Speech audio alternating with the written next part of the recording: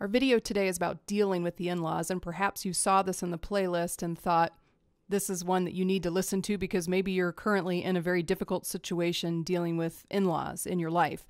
So here's the thing. I want to start with good news. I want to have a positive tone about this because I know this can be a very weighty, heavy issue for couples. But did you know that you can honor your parents without disrespecting your spouse? Isn't that good news? Isn't it good to know that you can do both? It doesn't have to be one or the other.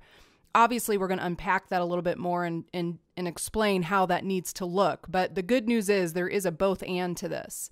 Now, probably for you and for most of us, we get caught in that tug of war between meeting family expectations and then trying to please our spouse. The good news is, though, the Bible can help you figure out how to deal with this uncomfortable reality. I don't know about you, but it is helpful to me. I came from a Christian home, so did my husband, so it was kind of nice to have that understanding with our families to say, listen, let the Bible guide how we handle things. And so when we've had conflict, we've really been able to go to the Bible and say, now this is what God's intention was, this is what it has to say, and we all had to adjust accordingly. Now, I don't know if that's going to be the situation for you, but nonetheless, it's good to know that the Bible has a guide for you in this situation. So I want to quickly look at two scripture passages. First, from Genesis chapter 2, verse 24. It says, this explains why a man leaves his father and mother and is joined to his wife, and the two are united into one. We'll come back to that in just a second, but I want to also look at Ephesians chapter 5, starting in verse 21. You will submit to one another out of reverence for Christ. You wives will submit to your husbands as you do to the Lord.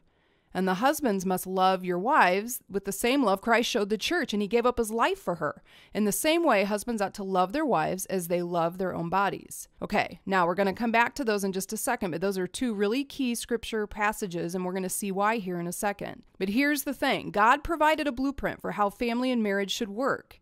So your job, my job, has been to learn and apply this design to our own situations. And it starts by having the right perspective. So that's where I want to start here. This is where the meat of this conversation gets started. The right perspective is first that you're one with your spouse, not with your parents. You see in Genesis chapter 2, in the very first book of the Bible, God's clearly creating the family plan that a husband and a wife become one. And they leave mom and dad. You don't see it ever described that kids are one with their parents. That is an important thing for you to understand, that once you're married, you're one with your spouse, not with your parents. And there's this idea that you leave your mom and dad. Now, the second important thing to remember in your perspective is that your spouse's needs come first. That's where Ephesians 5 comes in, that when Paul is saying that we submit to one another out of reverence for Christ, and as wives are submitting to their husbands are loving their wives as Christ did the church, which was selfless and sacrificial. That's how we need to look at one another and put our spouse's need ahead of even our own. And the third thing that we need to remember is that boundaries are going to be essential. Now, if you're going to create your own family outside of the context of your family of origin, then you're going to have different boundaries. You guys are going to have to create boundary lines of where mom and dad end in your relationship, your marriage begins in your own family that you're creating. Okay, now why is it important to have the right perspective? Because it helps to shape the conversation. It sets the tone for how you as a couple are going to create your boundaries, how you're going to communicate to your families, and how you communicate to one another. So instead of arguing over failed expectations, or one of you may be feeling overrun by the other person's family, you can actually have a productive conversation. So I'm just going to give you two practical tips here. Have a conversation with your spouse. Start with your spouse. Don't be defensive. Don't be critical. Don't be mean in how you talk about it, but be honest about how you feel like things are going and separating your marriage and your own family from that of your parents.